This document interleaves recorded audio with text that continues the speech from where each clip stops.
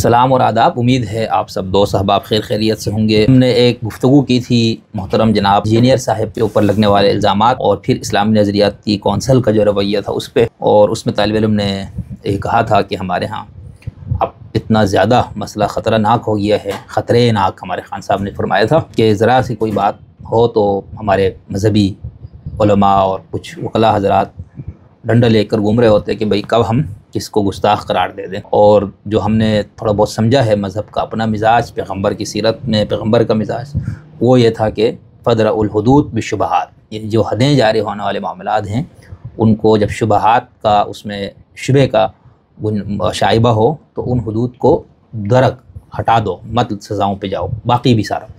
लेकिन हमारे यहाँ चूँकि ऐसा नहीं है। फिर मिर्ज़ा साहब का मसला ये था कि उन्होंने हर एक के साथ अपना जो गुफ्तगू में जो तनकीद की थी उससे भी सारे लोग उनसे नाराज़ थे। तो ये मौका मिल गया और ये अफसोस की बात है अगर सिर्फ इसी पर अपनी दुश्मनी निकालने के लिए लोगों ने इस कार्ड को इस्तेमाल किया तो उससे ज़्यादा अफसोसनाक बात कोई नहीं हो सकती। तो फिर इस पर कुछ दोस्त अहबाब जिस पर गुफ्तगू कर रहे थे उनको देखा तो हमारी ख्वाहिश थी कि कोई ऐसा शख्स भी इस पर लबकुशाई करे जो बैक वक्त इस्लामी शरीयत और मुल्क का जो कानून है वो और इंटरनेशनल क़वानीन वगैरह से मुकम्मल आगाही रखता हो, ताकि वो एक और हमारे सामने ख़याल एक नुक्ते नज़र आ जाएगा। तो फिर मोहतरम जनाब बैरिस्टर ज़फ़रुल्लाह ख़ान साहब ने इस्लामी नज़रियाती कौंसल के नाम एक ख़त लिखा है। उनकी मेहरबानी है कि उन्होंने वो हमें व्हाट्सएप भी किया था और वैसे भी वो पब्लिक है, लोग देख रहे हैं उसको। तो मैंने कहा कि आज ज़रा उसको देख लेते हैं कि बैरिस्टर साहब ने क्या फ़रमाया। बैरिस्टर साहब लिखते हैं, चेयरमैन इस्लामी नज़रियाती कौंसल इस्लामाबाद, अस्सलामु अलैकुम वरहमतुल्लाहि वबरकातुहू। इस्लामी नज़रियाती कौंसल का फ़ैसला मोरखा 24 सितंबर 2025 बाबत इंदराज मुक़द्दमा ज़ेर दफ़ा 295C मुरासिला अज़ national crime investigation agency Rawalpindi ज़राए इबलाग में पढ़ने का मौका मिला। इस ख़ास मुक़द्दमे पर तबसरा किए बग़ैर मैं दर्ज झील गुजारिशात करना चाहता हूँ जो कौंसल के आइंदा इजलास में पेश की जाए, ताकि इस ज़मन में हतमी व आखिरी राय से पहले कौंसल इन पर गौर कर ले। नंबर 1, इस्लामी नज़रियाती कौंसल एक आइनी इदारा है। आईन पाकिस्तान की दफ़ा 229 और 230 में कौंसल का काम और अहाता इख्तियार बयान किया है, जिसकी पाबंदी कौंसल पर लाजमी है। आइन की इन दफ़ात के तहत ये एजेंसी कौंसल को रेफरेंस नहीं बेच सकती। ठीक, सबसे पहले तो ये हो गया। कौंसल की को रेफरेंस सिर्फ पार्लियामेंट, दोनों ऐवान, सूबाई असम्बलियाँ, सदर पाकिस्तान, गवर्नर साहिबान ही बेच सकते हैं, और वो रेफरेंस भी सिर्फ कानून के अमल से मुतालिक हो सकता है, जैसा कि ये कानून इस्लामी तालीमात के मुताबिक है या नहीं। ये आइनी इदारे या ऑफिस होल्डर भी आपसे किसी मुकदमे पर राय दरियाफ़्त नहीं कर सकते। अगर एक मुकदमा की बाबत कौंसल को रेफरेंस किया जाए तो कौंसल पर लाजिम है कि वो इसका जवाब ना दे। अगर वो इस पर राय देगी तो ये आइन के दिए गए अहाते इख्तियार से तजावुज़ होगा। और इस पूरी आइन की दोनों शिकों को गुज़श्ता गुफ्तगू में मैंने पढ़ के आपको सुनाया था कि उसमें क्या उसके इख्तियारात और क्या हुदूद है, और वो यहाँ पर बैरिस्टर साहब ने बिल्कुल इसको इख्तिसार से बयान फरमा दिया। नंबर 2, दर्ज बाला आइनी पोजीशन से क़त्ता नज़र किसी भी ख़ास मुकदमे में राय देना सिर्फ़ और सिर्फ तफ्तीशी अफसर या फिर अदालत का हक़ है, कौंसल का नहीं है, क्योंकि कौंसल के पास इस मुकदमे के सारे हक़ाइक़ और शवाहिद नहीं होते। ज़ाहिर सी बात है वो एक तहक़ीक़ाती इदारा भी नहीं है यानी इन्वेस्टिगेशन का, और ना ही वो अदालत है जहाँ पर उसके पास शवाहिद मौजूद हों। अदालत भी गवाहों से हलफ लेती है और शहादतों के बाद किसी राय पर पहुँचती है। कौंसल इस अमल के बगैर कैसे राय दे सकते हैं? क्या खूबसूरत देखा ना इनका जो कानूनी दबाव के साथ जब बैरिस्टर साहब ने इन चीज़ों को देखा तो बहुत बारीकी के साथ ये बताया कि भाई ये किस तरह हुआ ये मतलब। नंबर 3, इस्लामी उसूल फ़िक़्ह और मगरिबी उसूल फ़िक़्ह में किसी भी जुर्म में मुजरिमाना अमल के अलावा मुजरिमाना नीयत शर्त है। ठीक है, एक तो अमल हो गया, उसका ये भी देखा जाएगा ना कि इस बंदे ने किन हालात और किस पोजीशन, किन सूरतों में उससे इस अमल का वो हुआ है, यानी नीयत। इस्तिस्ना के तौर पर कुछ जुर्म सिर्फ गफलत या ख़ता पर भी हो जाते हैं। ज़ेर बहस जुर्म में मुजरिमाना नीयत का होना लाजिम है, जिसके लिए शहादत का मौजूद होना ज़रूरी है। ये भी आपके सामने रहे कि पाकिस्तान का कानून शहादत के लिए गवाहों से हलफ और उन पर जरह को लाजिम समझता है, और ये इख्तियार कौंसल के पास नहीं है। नंबर 4, वफाकी शरई अदालत ने भी तय कर दिया है कि इस तरह के जराइम में मुजरिमाना नीयत का होना लाजमी है। इस तरह के किसी भी मुलजिम को मौका दिया जाएगा कि वो अपने अमल या कौल की वजाहत करे। अगर वो ये काम कर ले तो फिर ये जुर्म नहीं रहता। PLD 1991 FSC 10 یہ کوئی حوالہ دیا ہے. کیا اس کیس میں ایسا ہوا ہے؟ ظاہر سی بات نہیں ہوا، اور اس پہ ہم نے گزشتہ اس میں بھی مختصراً ایک تبصرہ کیا تھا طالب علمانہ. یہ تو ایک قانون اور فقہ کے ماہر انسان بیرسٹر صاحب کا تبصرہ ہے یا ان کا کونسل کو خط ہے، اور ہم نے طالب علم کے طور پر بھی یہ بات کی کہ بھئی ایسے مواقع پر یا کوئی بھی اس طرح کا تہمت اور الزام ہو تو اس میں فوراً آپ کا ریئیکشن کیا ہونا چاہیے، ٹھیک ہے.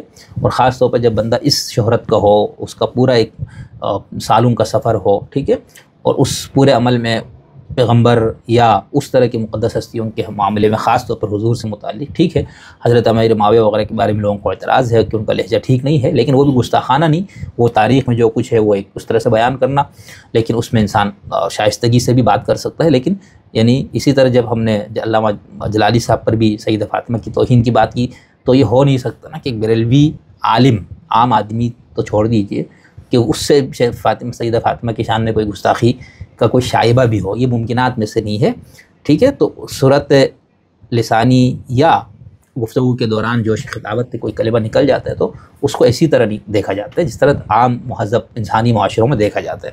خیر، نمبر 5 پہ لکھا ہے بیرسٹر صاحب نے، قانون میں غیر مناسب یا غیر مہذب عمل اور مجرمانہ عمل میں فرق ہے. یہ اخلاق اور قانون کا جو تعلق ہے نا وہ بھی بیان ہو رہا ہے کہ ایک غیر مناسب یا غیر مہذب عمل ہے اور ایک مجرمانہ عمل ہے، ٹھیک. بہت ساری چیزیں غیر اخلاقی، غیر مناسب یا غفلت پر مبنی ہو سکتی ہیں مگر جرم نہیں ہو سکتی.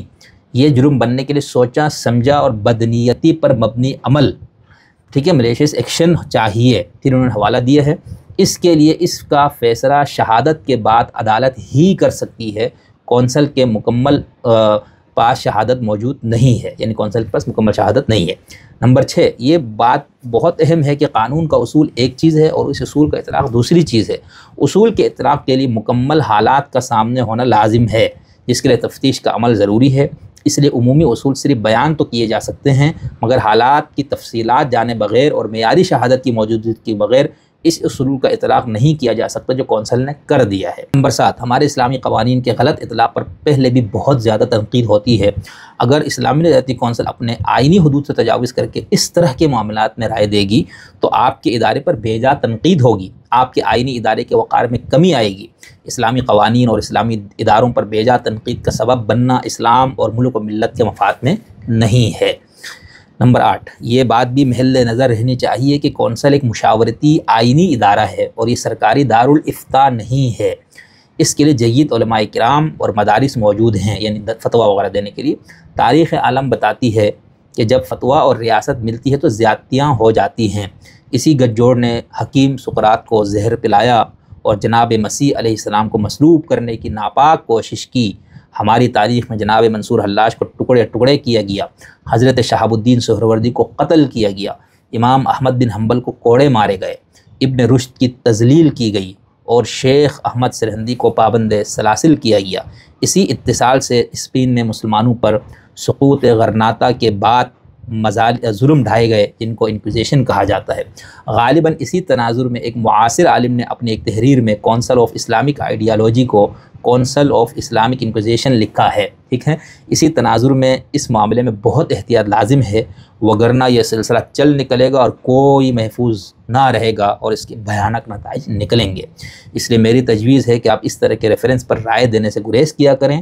اگر چاہیں تو اس قانون سے متعلق عمومی ہدایت نامہ بنا کر حکومت کو بھیج دیں تاکہ وہ اس سلسلے میں ضابطۂ فوجداری یا قانون شہادت میں قانون سازی کر لے. خیر اندیش ظفر اللہ خان، اسلام آباد، 29/9/2025. تو یہ 2 صفحے پر مشتمل ایک کھلا خط ہے.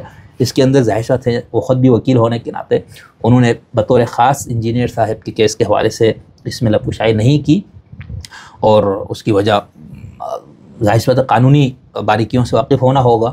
تو باقی انہوں نے جو نظریاتی کونسل کا جو رویہ تھا جو بالکل آئین سے تجاوز تھا، حدود سے، اپنے اختیارات سے، اس پہ انہوں نے تبصرہ فرمایا ہے اور یہ بہت جامع اور ایک ایسی شخصیت کی طرف سے تبصرہ ہے جو بیک وقت مذہبی اسکالر، عالم دین بھی ہیں اور اس کے ساتھ ساتھ وہ معاصر اور جدید سیکولر قوانین اور پاکستان کے آئین اور اس سب سے بہت زیادہ نہ صرف واقف ہیں بلکہ وہ بیرسٹر صاحب ہیں.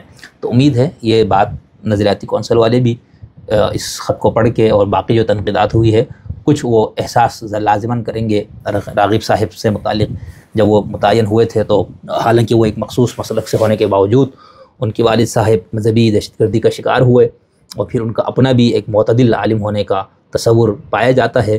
ہمارے جاننے والے دوست جو ان کو براہ راست جانتے ہیں وہ بہت ان کی آزادانہ غور و فکر یا ان کے ایک معتدل عالم ہونے پر ان کو بہت فخر ہے۔ تو امید ہے وہ اس کو دیکھیں گے اور رجوع بھی کر لیں گے، بھئی ہم نے جو غلط کام کیا ہے اس سے ہم رجوع کرتے ہیں، اور امید ہے کہ جو بھی بیچارے بے گناہ لوگ اس طرح سے کیسز میں پھنسے ہوئے ہیں، اللہ تعالیٰ ان سب کے لیے آسانیاں کرے، ہم سب کو اچھی سمجھ دے۔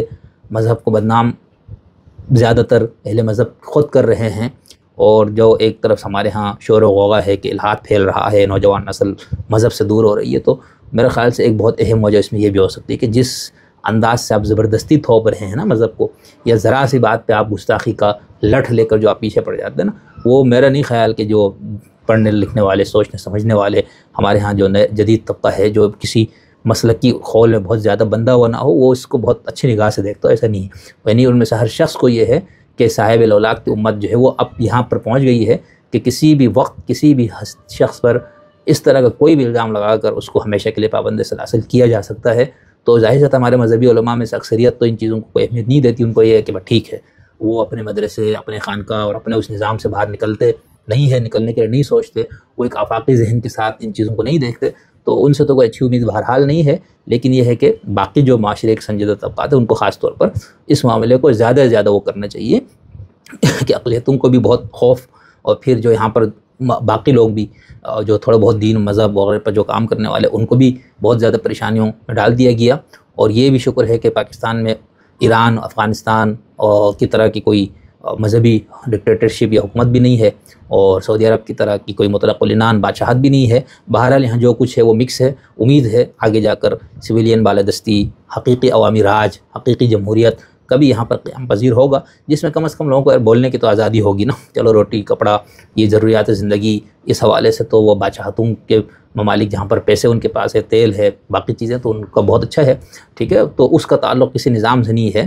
وہ بہرحال آپ کے اپنے ملک کی معاشی پیداوار، وہاں کے سورس آف انکم ریاست کے، ان سے وہ چیزیں بنتی ہیں، لیکن ان سب کے ساتھ اگر حقیقی جمہوری نظام بھی ہو آپ کے پاس، تو اس میں پھر یہ ہے کہ جواب دہی کا احساس ہوتا ہے، وہاں پر لوگوں کو ہم پکڑ سکتے ہیں، اپنے نمائندوں کو، اپنے حکمرانوں کو، ان سے پوچھ گچھ ہو سکتی ہے، ادارے حرکت میں آ جاتے ہیں، اور بس یہی ہماری آخر میں دعا ہے۔ تو انشاءاللہ پھر ملاقات ہوتی ہے۔